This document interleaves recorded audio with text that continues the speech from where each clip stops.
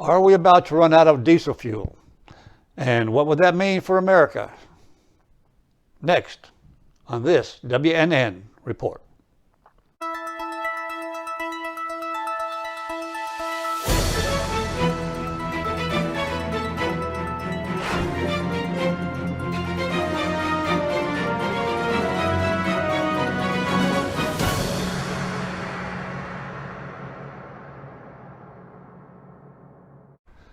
Hello and welcome back to the Watchman News Network. We've talked on this program before on a possible diesel shortage and a disaster for this country. Now it seems as though we're only weeks away from that disaster. Tucker Carlson just filed a report on this. Here now is that report.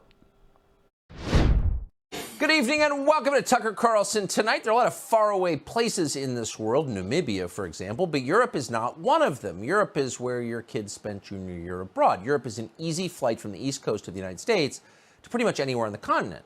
And you know this if you've been on vacation in Europe, as millions of Americans have. For the most part, they speak English in Europe. They've got Starbucks and Taco Bell and air conditioning and modern hospitals. It is not another world. So given how closely related the United States is to Europe and has always been, you would imagine our leaders would notice when Europe began to fall apart, especially when the signs were not subtle at all, and they weren't. This summer, Germans began clear-cutting ancient forests to heat their homes. In Poland, families queued up for hours to buy coal, just like they did 150 years ago. In the UK, the government projected that more than 10,000 Britons will freeze to death, will die this winter for lack of heating fuel. Freeze to death. In England. That is not supposed to happen in a first world country. So Europe is moving backward at high speed, and it's not clear where it'll end. So the question is, why is this happening? And the answer for once is a very simple one: the war in Ukraine. That's why it's happening. A huge percentage of Europe's energy came from Russia. Those imports have now been banned, supposedly to punish Vladimir Putin. What's the result of this punishment? Well, the Russian ruble is now far stronger than it was a year ago. The European economy, meanwhile, is collapsing. Europeans are much poorer than they were when the war in Ukraine started. So how is that a victory for Europe and the West and democracy? Well, that's a fair question. It's an obvious question. But no one in Washington appears to be asking that question. Instead, the Biden administration is doubling down on the self-destructive mistakes that are destroying the European Union. The White House banned Russian oil, natural gas, and coal. It was our moral duty.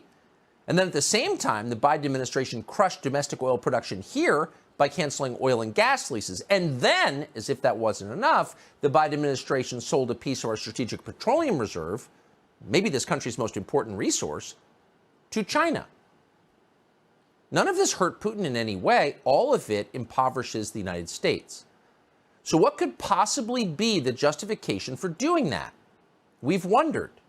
Anyone who's paying attention has had to have wondered that. Well, this week, Congressman Jamie Raskin of Maryland, of Bethesda, answered that question. Russia is an Orthodox Christian country with traditional social values. And for that reason, it must be destroyed, no matter what the cost to us. So this is not a conventional war. This is a jihad. Jamie Raskin said that out loud, but many in Washington agree with him, in both parties. They would like to see World War trans immediately. So what is a jihad going to mean for you? Well, the details are stunning. Thanks to the Biden administration's religious war in Ukraine, this country is about to run out of diesel fuel. According to data from the Energy Information Administration, by the Monday of Thanksgiving week, that's 25 days from now, there will be no more diesel. So what's going to happen then? Well, everything will stop. That means trucks and trains and barges all unable to move. Farm equipment will shut down. There will be no deliveries because there will be no trucks. There will be no diesel generators. And then, inevitably, our economy will crash because everything runs on diesel fuel.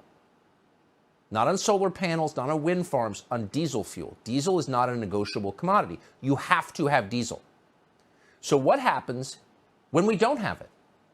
Well, yesterday, Fox's Jackie Heinrich, apparently alone in the White House press corps, asked the White House spokesman, John Kirby, that very question. What's the plan here? We're running out of diesel. John Kirby, standing at the podium representing the White House, the President of the United States, the administration, the largest organization in human history, the executive branch of government, had no answer. But don't worry, he said.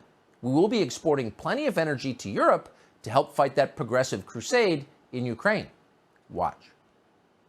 What are we doing to increase the supply of diesel, given that the Energy Information Administration said as of October 14th, the U.S. only had about a 25-day supply?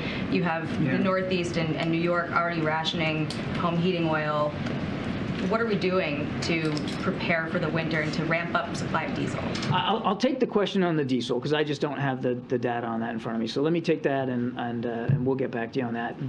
But writ large, the president has been working very, very hard to make sure that we're that not only are we ready for fluctuations that could come, and of course the prices are going down, and we think that's important, but that we are also doing what we can to help our European friends and partners who are also going to be facing a long, cold winter. We have doubled our commitment. The commitment he made in March for natural gas exports to Europe, we've doubled that commitment in terms of actual, getting things over there, getting natural gas over there.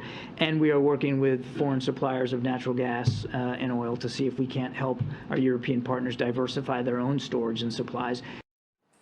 So just pause and savor the irony here just for a moment, because now everything is irony. They've been telling you for decades, since Al Gore left the White House, that the single greatest threat to the world was warming. And because of their efforts to fight warming, you are in danger of freezing. And unlike warming, freezing actually kills people, a lot of people every year. And it will kill people in the West this year, thanks to their efforts to fight warming. Okay. The second thing to notice is the White House spokesman's totally uninterested, blasé response to the most basic question anyone could ask, which is, what are we doing about the fact we're running out of diesel fuel? And he has no idea, and he's not embarrassed that he has no idea. The problem is, at this point, there may not be an answer, because there may not be a way to avoid a disaster. Diesel fuel is not just low in this country, it's low in every Western nation that has aligned itself with Ukraine. All these nations preparing for World War Trans are running out of diesel fuel. As New York Magazine has reported, the last time there was this little supply of diesel, there were about 3.5 billion fewer people on the planet. Well, that puts it in perspective. So the Biden administration responded, as you know, earlier this year to rising gas prices, which they feared above all because the midterms are coming in 2 weeks, by tapping the strategic petroleum reserves. But that will not work here. The Northeast Home Heating Oil Reserve contains 1 million barrels of diesel in case of emergencies. The problem is that demand is so high across the board that, according to the Washington Post, even if the Biden administration used every single barrel in that stockpile would be empty in less than 6 hours. And of course, it's not just diesel that's running out. Jet fuel is up about 23% in just the last month. Kerosene, which if you don't live in New York City, you know perfectly well is used to heat people's homes and keep them from dying, is now close to $7 a gallon. Who else heats with kerosene, by the way? Poor people heat with kerosene. And they're the ones who can't get it. $7 a gallon. In New England, people are worried about freezing to death this winter. Here's a local Fox report. West Hartford homeowner Sharona Resnick-Kravitz has been paying for oil to heat her home for more than 35 years. I mean, this is New England. It gets cold here. We're cold. Sharona is a widow living on a fixed income. She says before her husband passed away, they shared the bills. Now she is having to make sacrifices. How are you preparing and trying to figure out what can you sacrifice at this point? Food. I go to the grocery store and I'm very frugal about what I buy. She tells me at $6 a gallon, buying oil has become a huge burden. The average home uses 800 gallons of oil per year. That's almost $5,000 at the current rate. This shouldn't be happening in this of all countries. The United States has some of the deepest, by some measures, the deepest energy reserves on the planet. It's our main strength. Cheap energy is the reason this is a rich country. That's the reason. That's why we're exceptional, because we have cheap energy. And this country was energy independent just a few years ago. Now, if you want to fix the economy, you would make this country energy independent once again. You would bring back cheap energy. That will fix the economy quicker than anything else. In fact, it's the only thing that'll fix the economy. But the Biden administration, for whatever reason, has done the opposite, depleting our strategic petroleum reserve, for example. They just released another 15 million barrels the other day. Because they know that's running out, the White House is also begging foreign governments for help in the most humiliating possible way. Biden just went and begged the Saudis in secret for more oil. As the New York Times reported this week, Biden's top aides, quote, thought they had struck a secret deal to boost oil production through the end of the year.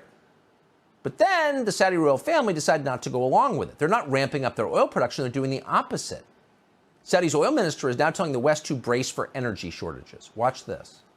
It is my profound duty to make it clear to the world that losing emergency stock may become painful in the months to come. So an energy shortage is not really a debate over whether some dude should be on the girls' swim team. This is adult stuff. Countries rise and fall on the basis of what energy costs. And when there's a real energy shortage, things fall apart. People die, economies collapse, poverty sets in, systemic poverty. Not just in the bad part of town, but in your part of town. So this is a real thing.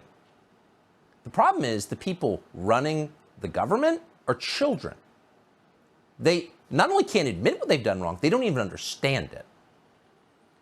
Here's Karine Jean-Pierre, the glass ceiling shattering spokeswoman at the White House, addressing the question yesterday. I'm anxious to get your thoughts on this New York Times report that U.S. officials thought they had a deal with the Saudis before the president went to Jeddah in Saudi Arabia for his meeting with the Crown Prince. But they thought they had a deal on oil supplies and oil, price of oil, but that the Saudis backed out of that deal. What can you tell us about So that? we have been very clear about how we believe parts of that report was mischaracterized, and there has been some changes that have been made to that report. Look, we've also been clear that our trip, that the president's trip to the Middle East, was not about oil. Was there an gas prices understanding, go Karine, down. with the Saudis that the Saudis then backed away from? Again, the trip was not about oil. This is embarrassing. She can't even conjugate the verb correctly. This is the spokesperson. It's a joke. She doesn't know what oil is, and she's lying. They're all like that. These people are not capable of running a country this big and this complex, and that's why it's falling apart. Joe Biden is blaming gas stations for high prices.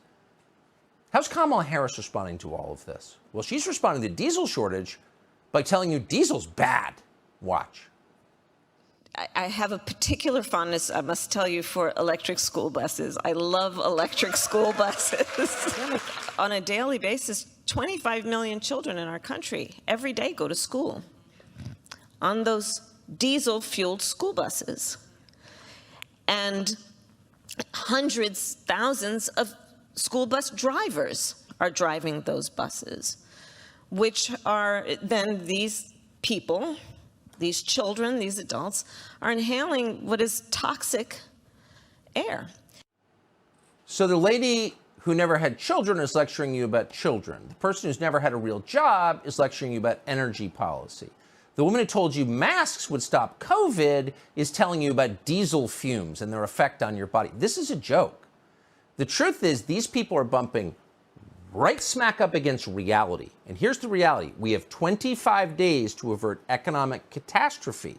Catastrophe is what will happen if we run out of diesel fuel. That's more important than prosecuting a jihad in Ukraine. It's more important than World War trans. Everything depends on this. And we've got 25 days to fix it. Well, there you have it. With no trains or trucks moving, tractors shut down, deliveries not being made, will this diesel shortage cause an economic disaster? Well, I'm not sure, but we'll find out in the next few weeks.